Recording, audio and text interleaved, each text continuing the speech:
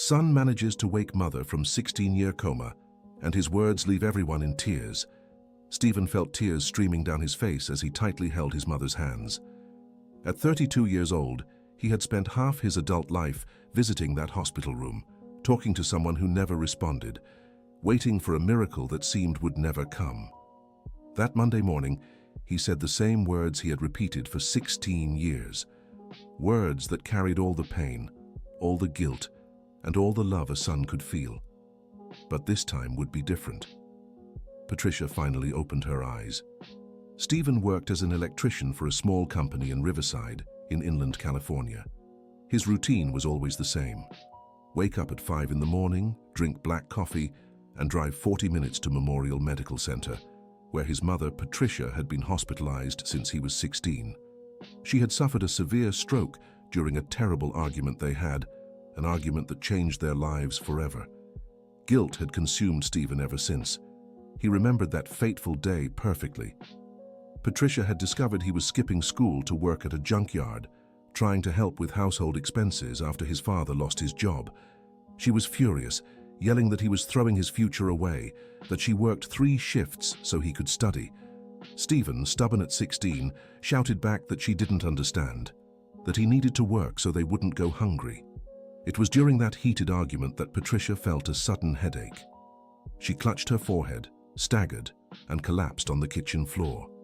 Stephen would never forget the dull thud of her body hitting the ground, or the desperation he felt seeing his mother's eyes roll back as she stopped responding. 16 years later, he still carried those words in his chest, like stones. The last words he had spoken to his conscious mother were filled with anger and ingratitude. That's why every morning he sat by her bed and begged for forgiveness. Nurse Sarah knew Stephen well. She had worked at the hospital for 12 years and always saw him arriving promptly at 6 in the morning, carrying a small backpack with things he brought for Patricia, a white rose, a new photo, sometimes a book to read aloud. Stephen didn't know it, but Patricia wasn't completely unconscious as everyone believed. Over the last 3 years, she had developed a rare form of partial awareness that doctors couldn't detect in tests. She heard everything, felt everything, but couldn't move or open her eyes. She was a prisoner in her own body. Dear listener, if you're enjoying the story, take a moment to like and especially subscribe to the channel. It helps us a lot as we're just starting out. Now, continuing. During those years of silent imprisonment, Patricia heard every word Stephen said. She heard him talk about finishing school, the technical course he took, the girlfriends he had, and lost because he couldn't fully commit. She knew her son carried a weight he shouldn't have to bear, but she could do nothing to comfort him. Stephen's father, Richard, had disappeared 2 years after the accident.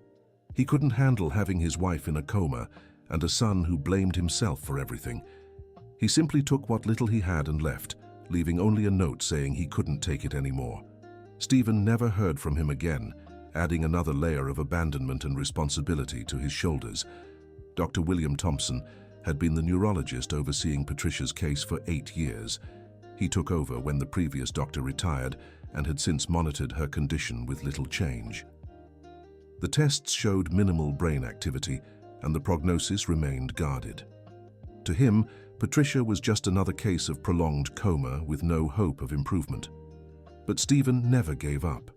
He had read about cases of people waking up after years in a coma and held onto an almost irrational hope. He saved every penny to pay for the best possible treatments for Patricia, even working weekends and holidays. His social life was non-existent. The few women who tried to get close to him soon gave up when they realized he was completely devoted to that routine. Jessica, his last girlfriend, had broken up with him 6 months earlier. She said Stephen was living in the past, that he needed to accept reality and move on. She said Patricia wouldn't wake up and that he was wasting his own life. Those words cut Stephen deeply, not because he doubted Jessica, but because a part of him knew she might be right. Patricia's sister, Margaret, visited the hospital only once a month. She had tried several times to convince Stephen to accept that Patricia would never wake up, suggesting it might be better to let her go in peace. Those conversations always ended in arguments, with Stephen flatly refusing to consider any possibility of turning off the machines.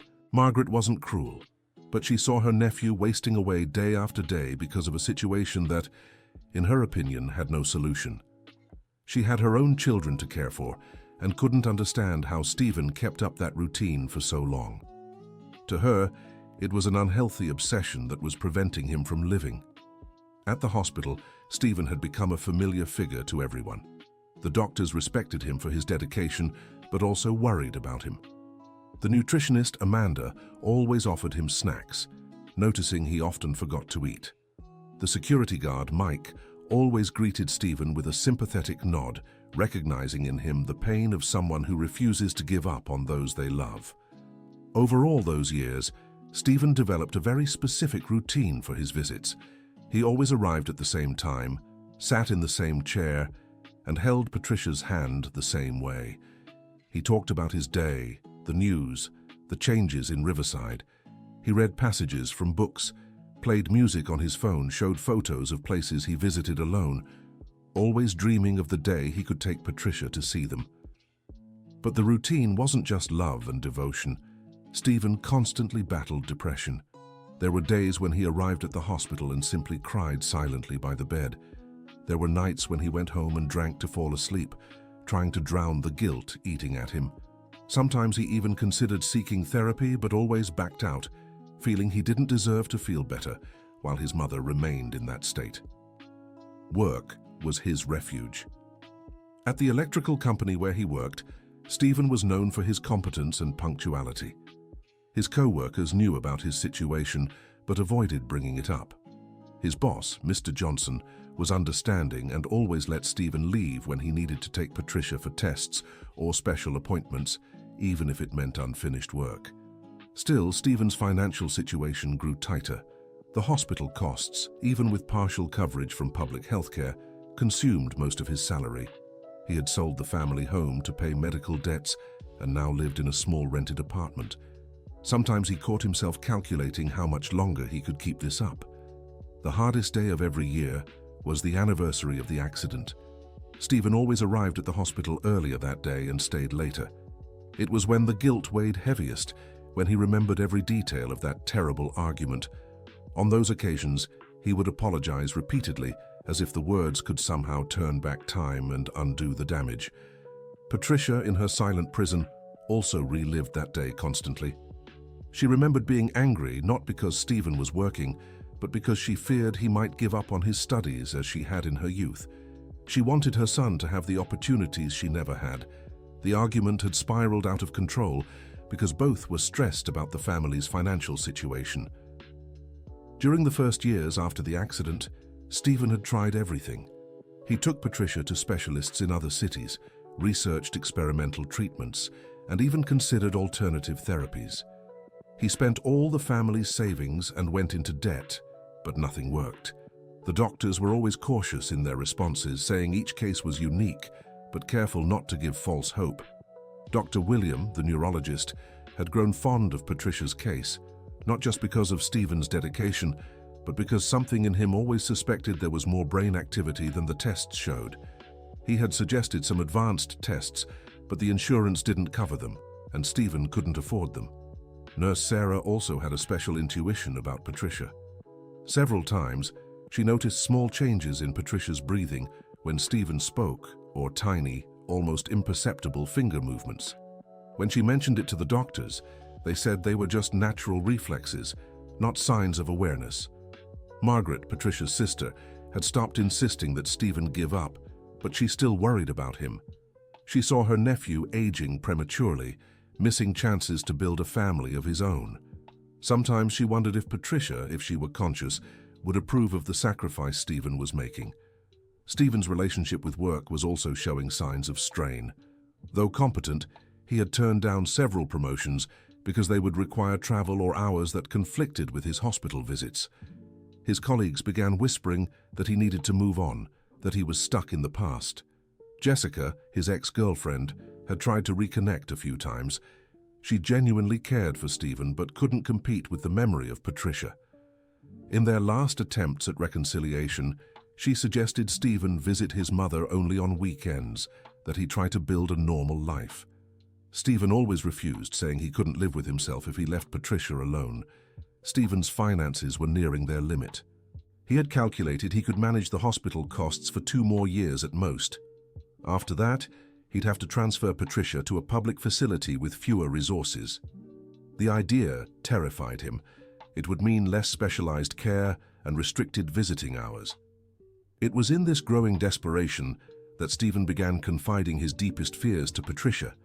He told her about the financial pressure, the loneliness, the fear she might never wake up. He said he was tired, but would never give up on her. He begged for signs, pleaded for anything to show she was still there. Patricia, trapped in her silent body, felt every word like a knife to her heart. She wanted to scream that none of it was his fault, that she was proud of him, that he deserved happiness. With all her strength, she tried to move a finger, blink an eye, anything to show she was there, but her body wouldn't obey. That winter was particularly hard for Stephen. He came down with a bad flu and spent a week unable to visit Patricia, afraid of infecting her. When he returned, he found her even paler and thinner. The guilt over being away consumed him in a new, more intense way. Dr. William had begun to suspect that Stephen was slipping into severe depression. He noticed the weight loss, the red eyes, the way the young man sometimes seemed absent during conversations about Patricia's treatment. The doctor started considering suggesting psychological support, but knew Stephen would likely refuse. Dear listener, if you're enjoying the story, don't forget to like and especially subscribe to the channel. It helps us a lot as we're just starting out. Now back to the story. It was during one of these difficult visits that Stephen had a deep conversation with Nurse Sarah. She had noticed his state and, with the gentleness of someone who understands others' pain, asked how he was taking care of himself. Stephen broke down, sharing his exhaustion, his fear of the future, and the guilt he carried. Sarah listened in silence and then said something that stayed with Stephen forever. She told him she had cared for many coma patients over the years and that there was something special about his relationship with Patricia. She said the love he showed was rare, but Patricia, wherever she was, wouldn't want to know he was destroying himself for her. Those words planted a seed of reflection in Stephen. For the first time in years, he began questioning whether his devotion was becoming self-destructive. Yet even so, he couldn't imagine life without those daily visits, without the routine that had become his only certainty in an uncertain world. Things grew even more complicated when Mr. Johnson, Stephen's boss, called him in for a serious talk. The company was struggling and needed to downsize. Stephen was competent, but his refusal to accept promotions and travel was limiting his value to the company. Mr. Johnson offered one last chance: accept a supervisory role requiring a few days of travel each month or be let go. Stephen left the meeting in a panic. Losing his job would mean he couldn't keep Patricia at the private hospital, but accepting the promotion would mean days away from her, breaking the routine he'd maintained for 16 years. For the first time, he was forced to choose between his devotion to his mother and his financial survival. That night, Stephen arrived at Patricia's room more distressed than ever. He told her about the situation at work, his fear of no longer being able to care for her properly. He said he didn't know what to do anymore, that he felt lost and alone. He begged her for a sign, anything to help him decide. Patricia listened with a broken heart. She wanted to tell her son to take the promotion, to live his own life. She wanted to explain that love didn't mean sacrificing everything, that she'd be fine even if he visited less. Once again, she tried to move any part of her body, focusing all her willpower on the smallest motion. It was in this moment of shared despair that something changed. Stephen, holding Patricia's hands as he always did, felt something different, a faint squeeze, almost imperceptible but undeniably intentional. He searched his mother's face for other signs, but saw nothing. He thought he'd imagined it, but Patricia had done it. For the first time in 16 years, she had moved voluntarily. The movement was too small for the hospital's equipment to detect, but strong enough for Stephen to feel. She tried again, pouring all her energy into that tiny gesture. Stephen felt the second squeeze, and his heart raced. He called for Nurse Sarah, who came running. He explained what he had felt, but when she tested Patricia's reflexes, she found nothing unusual. Sarah saw the hope in Stephen's eyes and couldn't bring herself to say it was probably just his imagination. In the days that followed, Stephen became obsessed with that moment. He returned to the hospital more frequently, held Patricia's hands for hours, waiting for the movement to happen again. He talked to her more intensely, shared childhood stories, played her favorite songs, all in hopes of triggering another reaction. Patricia, for her part, was fighting with all her strength to repeat the movement. She had discovered she could make small gestures when emotionally overwhelmed, when her connection with Stephen was strongest. But it was extremely difficult, requiring all her mental energy. Stephen's obsession with the possible movement began to worry the medical team. Dr. William was called to assess the situation and had a long talk with Stephen about false hope. He explained that patients in prolonged comas sometimes exhibit reflex movements that could be mistaken for signs of awareness. But Stephen wasn't convinced. He was certain he had felt something different, something intentional. He began obsessively researching similar cases, new techniques for assessing consciousness in comatose patients. He discovered more advanced diagnostic methods, but they were expensive and experimental. His work situation deteriorated. Stephen was so distracted by his research and the possibility of Patricia waking up that he started making mistakes. Mr. Johnson gave him an ultimatum: either focus on work or be fired immediately with no chance of promotion. It was under this pressure that Stephen made a desperate decision. He decided to use his last savings to pay for an experimental brain mapping test he had found in his research. The test cost 3 months' salary, money he didn't have, but he took out a loan using his apartment as collateral. Dr. William tried to dissuade him, explaining that experimental tests rarely changed prognoses in cases like Patricia's, but Stephen was determined, convinced he needed absolute certainty about his mother's condition before making any decisions about her future. The day of the test was tense. Stephen arrived at the hospital earlier than usual, talked at length with Patricia, and explained what would happen. He told her he needed to know if she was really there, if there was any chance of recovery. He asked her to try to react during the test, to show any sign of awareness. Patricia understood the importance of the moment. She knew the test results would define Stephen's future. If she failed to demonstrate consciousness, he might finally give up and move on. But if she succeeded, he would remain trapped in this slowly destructive routine. During the test, Patricia focused like never before. She tried to mentally answer the technician's questions, tried to move parts of her body, tried to show she was there. It was the greatest effort of her life, a silent battle against the limitations of her own body. The results came a week later. Dr. William called Stephen for a private conversation. The doctor was clearly surprised and puzzled by the data. The test showed far more brain activity than expected, patterns suggesting some level of consciousness, but still no detectable voluntary movement. Stephen received the news with a mix of relief and frustration. There was awareness, but no recovery. Patricia was there, yet still trapped. The doctor explained that consciousness didn't mean the possibility of a full recovery, that many patients remained in intermediate states for years. Margaret was furious when she learned about the test and its results. She confronted Stephen, saying he was fooling himself, that even if Patricia had some awareness, it didn't change the fact that she would never be the same again. She told Stephen he was using those results as an excuse not to move forward with his life. The argument with Margaret was incredibly painful. She said harsh but true things about Stephen's situation. She spoke about missed opportunities, loneliness, and the fact that Patricia, if she truly were conscious, would be devastated to know the sacrifice her son was making for her. Stephen left that conversation more confused than ever. On one hand, the tests confirmed his suspicions that Patricia was somehow present. On the other, the practical reality hadn't changed.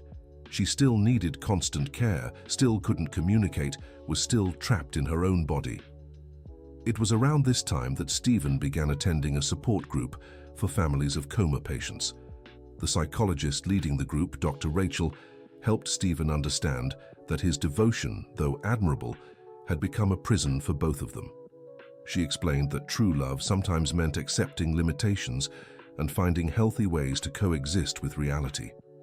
During the group sessions, Stephen met others facing similar situations. He heard stories from people who had learned to balance caregiving with personal lives, who had found ways to honor their loved ones without sacrificing themselves entirely. These stories planted seeds of change in his mind. Patricia, in her limited awareness, sensed the shifts in Stephen.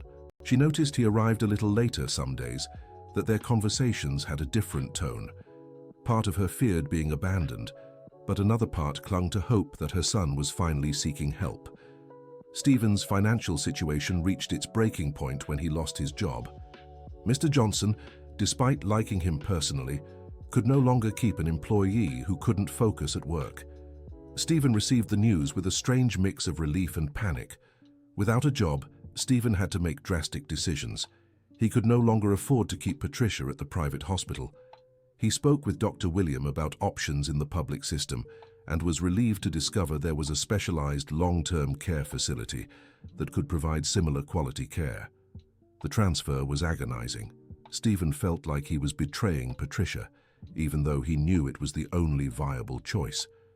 He explained the situation to her, begged forgiveness for not being able to maintain her previous care. He promised he'd keep visiting, that he wouldn't abandon her. Patricia, hearing everything, felt a complex swirl of emotions. She was sad to leave the familiar surroundings of the hospital where she'd spent so many years, but she also saw the move as a chance for Stephen to rebuild his life without the crushing financial burden. At the new hospital, Stephen met Dr. Robert, a younger neurologist familiar with the latest research on consciousness in coma patients. When he learned about Patricia's test results, Dr. Robert suggested an experimental communication protocol that had recently been developed. The protocol involved teaching Patricia to use small eye movements to answer simple questions. It was a long, difficult process requiring weeks of training, but it offered the possibility of basic communication. Stephen clung to that hope like a lifeline. For 3 months, Stephen dedicated every morning to training with Patricia. He had secured a part-time job as a freelance electrician, which gave him flexible hours. The work with Dr. Robert was intense and sometimes frustrating, but gradually Patricia began to achieve intentional eye movements. The first day Patricia managed to answer yes with an eye movement was emotional for everyone involved. Stephen cried with joy. Dr. Robert was thrilled with the progress, and the nursing team was impressed by the family's determination. But communicating through eye movements was limited and exhausting for Patricia. She could answer simple questions, but couldn't express complex thoughts or deep feelings. It was like having a tiny window into a world she desperately wanted to reach. The first conversations were basic. Stephen would ask if Patricia was in pain, if she was comfortable, if she recognized people. She answered as best she could, happy to finally communicate, even if only in a limited way. But there was so much she wanted to say and couldn't. Stephen was euphoric about the progress, but also frustrated by the limitations. He wanted to ask about the past, about Patricia's feelings, about her hopes for the future. He wanted to know if she remembered their argument, if she forgave him, if she approved of the decisions he had made over all those years. Dr. Robert explained that communication might improve with time, but that it was important not to overwhelm Patricia. Each session was physically and mentally exhausting for her. Patience and gradual progress were key.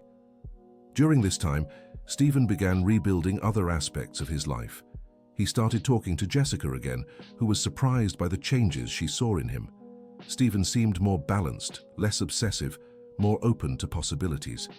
They began meeting cautiously. Patricia, through her limited eye movements, was introduced to Jessica. Stephen asked if she would mind Jessica visiting them, and after a long pause, Patricia answered yes. It was a meaningful moment, showing that Patricia was willing to accept other important people in her son's life. The relationship between Stephen and Jessica slowly blossomed. Jessica now understood the situation better, especially after seeing Patricia communicate.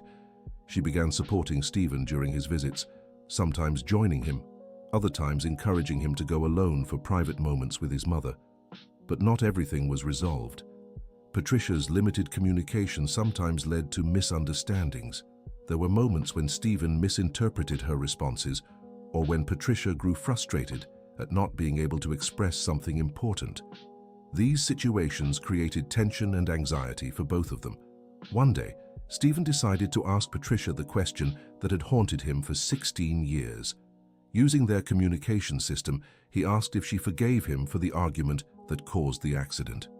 Patricia took a long time to answer, and when she finally moved her eyes to indicate yes, Stephen broke down in tears.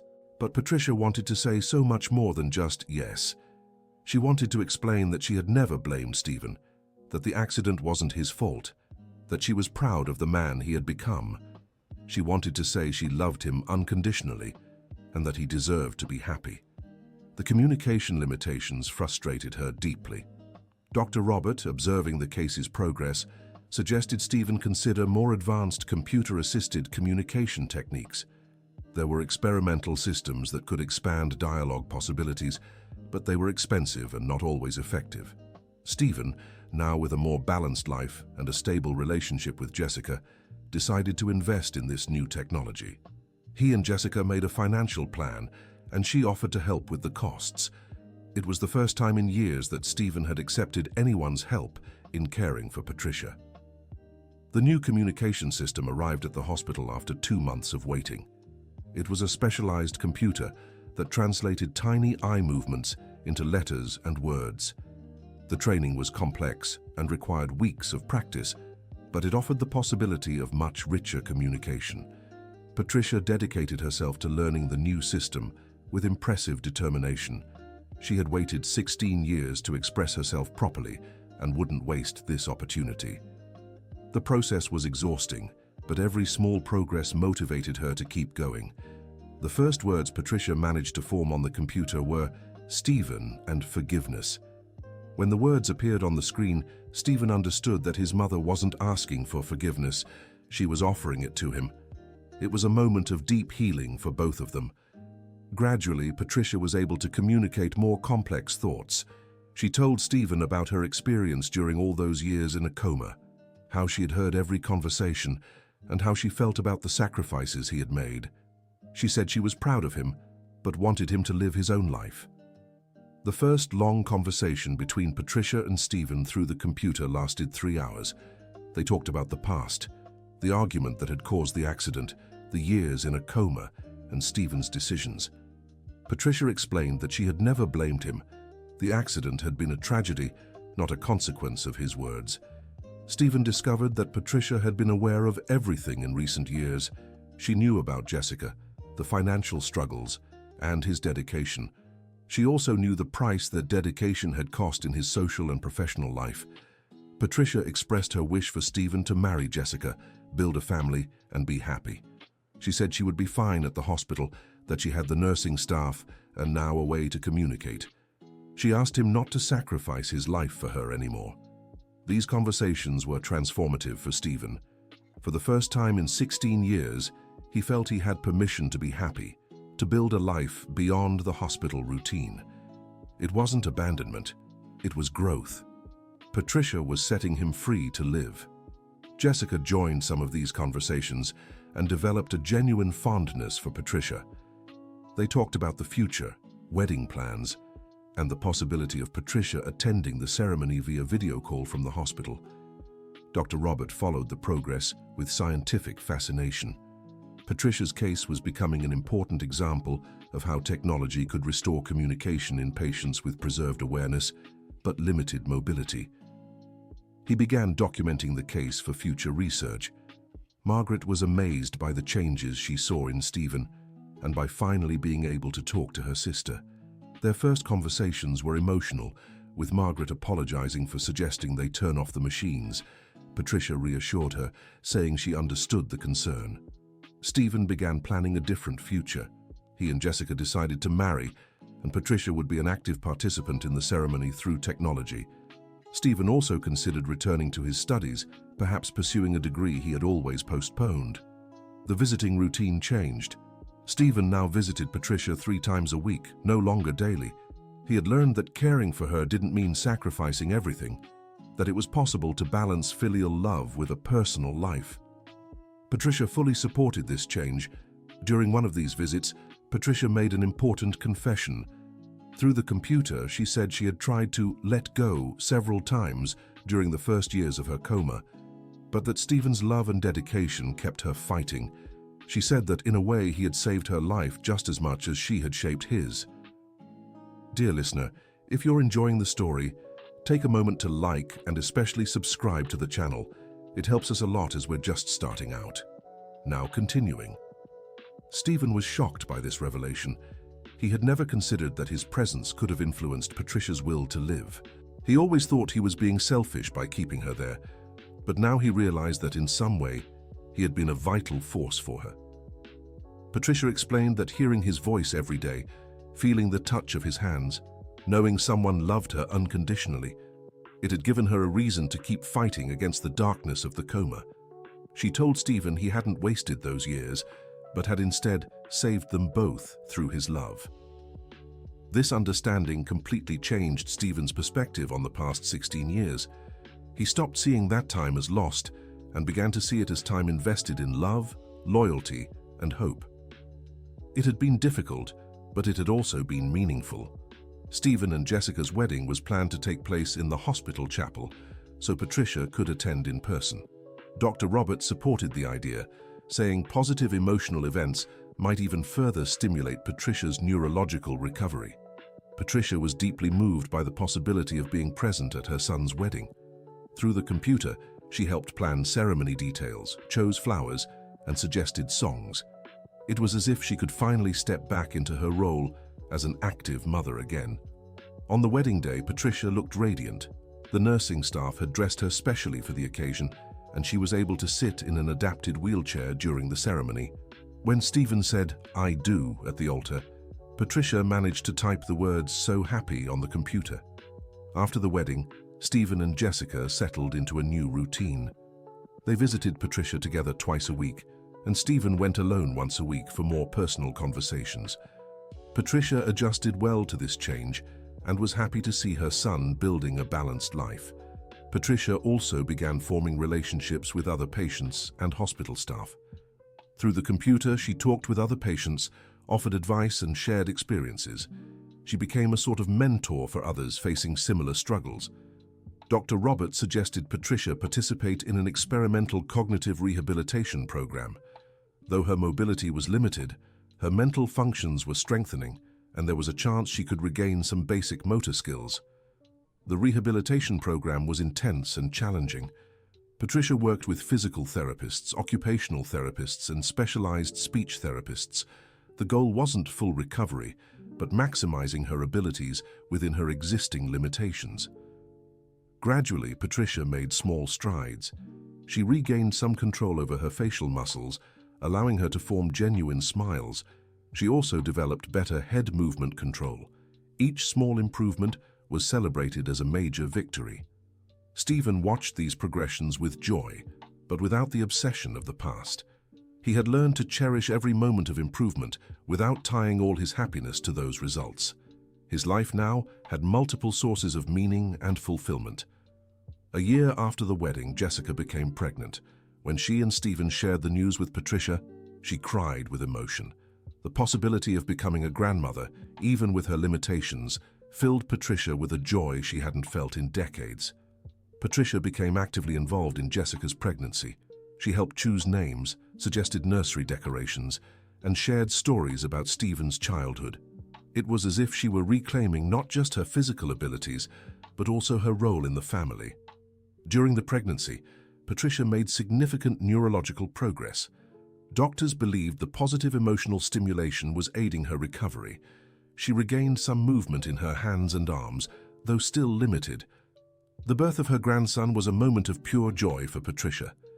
Stephen brought the baby to meet his grandmother at the hospital, and with assistance, Patricia managed to hold him in her arms. It was the first time in 16 years she had been able to hug a family member. Patricia became a very involved grandmother within her capabilities. She sang to the baby through her communication computer, told stories, and offered parenting advice. Stephen was amazed at how fully she embraced her maternal and grandmotherly roles. The bond between Patricia and Jessica deepened even more after the baby's birth. Jessica began to see Patricia not just as Stephen's mother, but as a maternal figure in her own life. They talked about motherhood, the fears and joys of being a mother. Stephen returned to school, studying business at a college near the hospital. Patricia supported him in every way, helping with research through her computer and offering advice on academic work. It was as if she could finally contribute actively to her son's growth. Patricia's case became a reference at the hospital and began attracting attention from other medical centers. Dr. Robert was invited to present her case at conferences, and Patricia agreed to participate in research that might help other patients in similar situations. She felt useful again. Her experience was helping develop new communication protocols for patients with similar conditions. She took part in interviews with researchers, shared her story, and contributed to medical advancements. 5 years after regaining communication, Patricia had become a completely different person from the woman who had entered the coma. She was wiser, more patient, and more grateful for the little things. Her perspective on life had completely transformed. Stephen had also changed profoundly. He was no longer the guilt-ridden, obsessive young man from before. He had become a balanced man, a loving husband, a devoted father, and a present but not self-sacrificing son. He had learned that love didn't mean destroying oneself for another. The family had found a kind of happiness no one could have imagined years earlier. Stephen had his personal and professional life. Jessica had a mother-in-law who truly supported her. The baby had a loving and involved grandmother. And Patricia had reclaimed her place in the family. Dr. Robert continued following the case with fascination. Patricia had defied many medical expectations, showing that recovery from prolonged coma could be far more complex and promising than traditionally believed. Margaret now visited her sister regularly, and they had regained the closeness they shared in their youth. Margaret admitted she had underestimated both Patricia's capacity for recovery and the importance of Stephen's dedication to that recovery. Patricia began writing her memoirs through her computer. She wanted to document her unique experience of consciousness during the coma, her reflections on family love, sacrifice, and devotion. The project became a form of therapy and a legacy for her family. Stephen read Patricia's writings with admiration. He discovered philosophical and emotional depths in his mother that he had never known before the accident. The suffering had transformed Patricia into a wiser, more reflective person. The story of Patricia and Stephen began to spread beyond the hospital. Local newspapers wrote about the case, and they received invitations to speak about their experience at events on family care and neurological recovery. Patricia accepted some of these invitations, participating through video calls. She became an important voice in discussions about coma patients' rights, the importance of assisted communication, and the role of family in recovery. Stephen completed his degree and secured a job at a hospital management company. Ironically, his personal experience with the healthcare system had uniquely prepared him to work on improving those services for other families. Patricia continued to make physical progress, though slowly. She regained some movement in her legs and was undergoing physical therapy to try standing again. The doctors were cautious but optimistic about future possibilities. Their second grandchild was born 3 years after the first. Patricia was even more present during this pregnancy, offering emotional and practical support to Jessica. Her experience as a mother, filtered through the wisdom she had gained during her coma, was invaluable. Throughout this period of recovery and family rebuilding, Stephen never forgot the words he had said to Patricia the day she woke up. He had asked for forgiveness, not just for the past, but also for taking so long to understand that truly loving someone means wanting their happiness, not sacrificing oneself to the point of self-destruction. Patricia, in turn, never forgot the feeling of hearing her son's voice every day during the darkest years of her life. She knew it had been that constant love, that faithful presence that gave her the strength to fight against the darkness and find her way back to life. Patricia's last major milestone was managing to speak a few words aloud. Her voice was weak and unsteady but audible. The first words she could say clearly were, "I love you, Stephen." Stephen cried when he heard those words. They were the first words his mother had spoken aloud in 17 years. They carried all the love, all the forgiveness, all the gratitude that had built up during those years of forced silence. Patricia could now alternate between her communication computer for longer conversations and limited speech for direct emotional expressions. Every "I love you" she managed to say was a precious gift to Stephen and his family. The story of Patricia and Stephen became an example of how family love can overcome even the greatest adversity. It wasn't an easy journey nor a magical recovery, but it showed that true dedication, balanced with self-care, can produce real miracles. Dr. Robert published a scientific paper on the case, which became a reference in medical literature. The article emphasized not just the technical aspects of recovery, but also the importance of ongoing family support and assisted communication in neurological rehabilitation. Patricia continued to improve gradually. She wouldn't fully regain her previous abilities, but she had found a new way of living that was full and meaningful. Her life had purpose, love, and genuine connection with her family. Stephen looked back and couldn't imagine a different version of their story. The decades of hardship had been painful, but they had also forged a stronger, more united family, one more aware of the value of love and mutual presence.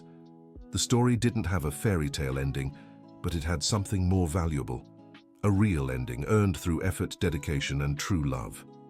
Patricia would never again be the woman she was before the accident, but she had become something even more special, a survivor, a fighter, a source of wisdom and inspiration. Stephen had learned that caring for someone didn't mean sacrificing his own life, but rather finding sustainable ways to love and support. Jessica had found a family that embraced her completely. The grandchildren had a unique grandmother, whose story of resilience would be told for generations to come. And Patricia, who had spent 17 years trapped in her own body, had found a freedom different from the one she had before. A freedom that came from acceptance, gratitude, and a deep connection with those she loved. On the morning this story ends, Stephen arrived at the hospital as he always did, but now with one of his children in his arms. Patricia was waiting in her adapted chair with the computer on and a smile on her face. When Stephen came close, she managed to say aloud, "Good morning, my son. How is my grandchild today?" They were simple words, but they represented 17 years of struggle, love, forgiveness, and hope. Stephen kissed his mother's forehead and replied, "We're all doing well, Mom. We're all doing well." And for the first time in nearly 2 decades, that answer was completely true. They really were well, all of them, each in their own way, united by a story of love that had overcome everything life had placed in their path. The end of the story. Now, tell us what you thought of Patricia and Stephen's story. Where are you watching from? If you have something to share with us, leave a sincere comment below. Do you believe family love can overcome any obstacle? We'd love to read your thoughts. Thank you so much for being here with us. Don't forget to like and subscribe to the channel so you don't miss other heartwarming stories.